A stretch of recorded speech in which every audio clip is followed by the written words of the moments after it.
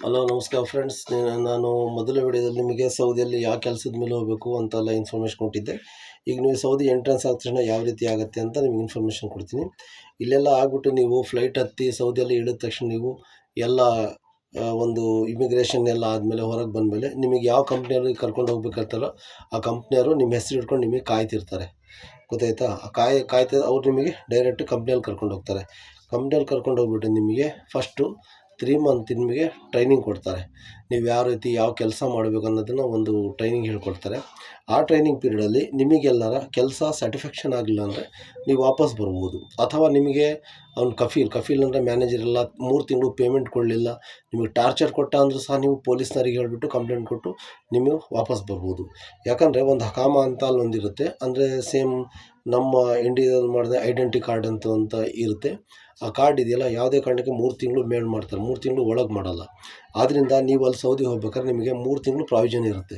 3 ತಿಂಗಳಲ್ಲಿ ನಿಮಗೆ ಸೌದಿ ನೀವು ಕೆಲಸ ಮಾಡ್ತಿರ್ತೀರ, ಕೆಲಸಕ್ಕೆ ಎಂಟ್ರೆನ್ಸ್ ತೊಗೊಳ್ತೀರ, ನಿಮಗೆ ಪೇಮೆಂಟ್ ಕೊಡಲಿಲ್ಲ, ಏನೋ ಪ್ರಾಬ್ಲಮ್ ಕೊಟ್ಟ, ಅಥವಾ ನೀವು ಯಾವ ಕೆಲಸದ ಮೇಲೆ ಆ ಕೆಲಸ ನಿಮಗೆ ಸಿಕ್ಕಿಲ್ಲ ಅಂದರೆ ನೀವು ಪೊಲೀಸ್ ಕಂಪ್ಲೇಂಟ್ ಮಾಡ್ಬೋದು. ಕಂಪ್ಲೇಂಟ್ ಮಾಡಿಬಿಟ್ಟು 3 ತಿಂಗಳಲ್ಲಿ ನೀವು ರಿಟರ್ನ್ ಬರ್ಬೋದು.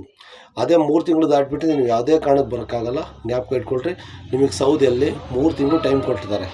ಆ 3 ತಿಂಗಳಲ್ಲಿ ನೀವು ಯಾವುದೇ ಕಾರಣಕ್ಕೆ ನಿಮಗೆ ಕಫೀಲ್ ಟಾರ್ಚರ್ ಕೊಟ್ಟ, ಪೇಮೆಂಟ್ ಕೊಡಲಿಲ್ಲ, ಆಮೇಲೆ ನೀವು ಇಲ್ಲಿ ಯಾವ ಕೆಲಸದ ಮೇಲೆ ನಿಮಗೆ ಏಜೆಂಟ್ ಕಳಿಸ್ತಾನೋ ಆ ಕೆಲಸ ನಿಮಗೆ ಸಿಕ್ಕಲಿಲ್ಲ ಅಂದರೆ ನೀವು ಒಂದು ಕಂಪ್ಲೇಂಟ್ ಮಾಡ್ಬೋದು. ಅದಕ್ಕೂ ಒಂದು ಆಫೀಸ್ ಕೊಡಿದೆ ಸೌದಿಯಲ್ಲಿ.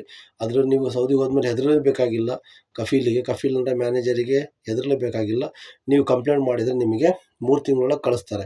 ಬಟ್ 3 ತಿಂಗಳಾದಮೇಲೆ ನೀವೇನು ಮಾಡೋಕ್ಕೆ ಬರಲ್ಲ. ಅದರಿಂದ ದಯವಿಟ್ಟು ನೀವು ಸೌದಿಗೆ ಹೋದರೆ 3 ತಿಂಗಳೊಳಗೆ ನೀವು ಡಿಸೈಡ್ ಮಾಡ್ಕೊಂಡು ನಾನು ಸೌದಿಯಲ್ಲಿ ಇರಬೇಕಾ, ಕೆಲಸ ಮಾಡಬೇಕೋ ಬೇಡವೋ, ಅವ್ನು ಪೇಮೆಂಟ್ ಕೊಡ್ತಾನೋ ಇಲ್ವೋ ಅನ್ನೋದನ್ನು ಡಿಸೈಡ್ ಮಾಡ್ಕೊಳ್ಳಿ. ಆಮೇಲೆ ನೀವು ಸೌದಿಯಲ್ಲಿ ಇರಬೇಕೋ ಬೇಡವೋ ಲಾಜಿಮ್ ಡಿಸೈಡ್ ಮಾಡ್ಕೋಬೇಕು. ಯಾಕಂದರೆ 3 ತಿಂಗಳಾದಮೇಲೆ ನೀವು ಸೌದಿ ಹ್ಯಾಂಡ್ ಓವರ್ ಆಗಿಬಿಡ್ತೀರ. ಆಮೇಲೆ ನೀವು ಯಾವುದೇ ಕಾರಣಕ್ಕೆ ಬರೋದು ಕಷ್ಟ. ನಿಮಗೆ ಪೇಮೆಂಟ್ ಕೊಡಲಿಲ್ಲ ಅಂದರೂ ನೀವು ಕೆಲಸ ಮಾಡ್ಕೊಂಡು ಹೋಗಬೇಕಾಗತ್ತೆ. ಅದಕ್ಕೋಸ್ಕರ ನೀವು ಏನೇ ಡಿಸಿಷನ್ ತೊಗೋಬೇಕಾದ್ರೂ ನಿಮಗೆ 3 ಮಂತ್ ಇರೋದು ಸೌದಿಯಲ್ಲಿ, 3 ಮಂತ್ ಒಳಗೆ ಡಿಸಿಷನ್ ತೊಗೋಬೇಕು. ಯಾಕಪ್ಪ, ನೀವು ಹೋಗ್ತೀರಾ, ನಿಮಗೆ ಕಫೀಲ್ ಯಾವುದೋ ಇಲ್ಲಿ ಏಜೆಂಟ್ ಹೇಳ್ತಾನೆ ಅಲ್ಲಿ ಎಲೆಕ್ಟ್ರಿಷಿಯನ್ ಕೆಲಸಕ್ಕೆ ಹೋಗಂತ, ಅಲ್ಲಿ ಎಲೆಕ್ಟ್ರಿಷಿಯನ್ ಕೆಲಸ ಸಿಗಲ್ಲ, ನಿಮಗೆ ಹೆಲ್ಪರ್ ಕೆಲಸಕ್ಕೆ ಆಗಿಬಿಡ್ತಾನೆ. ಆವಾಗ ನೀವು ಹೋಗಿ ಕೇಳ್ಬೋದು, ಸರ್ ನಮಗೆ ಯಾಕೆ ಸರ್ ಎಲೆಕ್ಟ್ರಿಷಿಯನ್ ಕೆಲಸ ಹೆಲ್ಪರ್ ಕೆಲಸಕ್ಕೆ ಬಂದರೆ ಕೇಳ್ಬೋದು. ಅಥವಾ 3 ತಿಂಗಳೊಳಗೆ ನಿಮಗೆ ಪೇಮೆಂಟ್ ಕೊಡಲಿಲ್ಲ ಸರಿಯಾಗಿ ನೀವು ಕಂಪ್ಲೇಂಟ್ ಮಾಡಿ ವಾಪಸ್ ಬರ್ಬೋದು. 3 ತಿಂಗಳಾದಮೇಲೆ ನೀವೇನು ಮಾಡೋಕ್ಕಾಗಲ್ಲ. ಅದರಿಂದ ನೀವು ಸೌದಿಗೆ ಹೋದಾಗ 3 ತಿಂಗಳು ಟೈಮ್ ಇರುತ್ತೆ. 3 ತಿಂಗಳೊಳಗೆ ನಿಮಗೆ ಸ್ಯಾಟಿಸ್ಫ್ಯಾಕ್ಷನ್ ಆಗಲಿಲ್ಲ, ಸೌದಿ ನಮಗೆ ಓನರ್ ಹಿಡಿಸ್ಲಿಲ್ಲ, ನನಗೆ ಪೇಮೆಂಟ್ ಕೊಡಲಿಲ್ಲ, ನೀವು ಊಟ ಸರಿಯಾಗಿ ಕೊಡ್ತಿಲ್ಲ, ಬಟ್ಟೆ ಸರಿಯಾಗಿ ಕೊಡ್ತೀವಿ ಅಂತೇಳಿ ನೀವು ವಾಪಸ್ ಬರ್ಬೋದು. ಅದರಿಂದ ನೀವು ಸೌದಿಗೆ ಹೋಗ್ಬೇಕಾದ್ರೆ 3 ತಿಂಗಳೊಳಗೆ ನೀವು ಫೈನಲ್ ಡಿಸಿಷನ್ ಮಾಡ್ಕೊಳ್ಳಿ. 3 ತಿಂಗಳಾದಮೇಲೆ ನೀವೇನು ಮಾಡೋಕ್ಕಾಗಲ್ಲ. ನೆಕ್ಸ್ಟ್ ವಿಡಿಯೋ ನಾನು ಯಾವ ರೀತಿಯಲ್ಲಿ ನಿಮಗೆ ಪ್ರೊಸೀಜರ್ ಇರುತ್ತೆ ಅನ್ನೋದನ್ನು ಅದ್ರ ಬಗ್ಗೆ ಹೇಳ್ತೀನಿ. ನಮಸ್ಕಾರ, ಸಲಾಮ್ ಅಲೈಕುಮ್.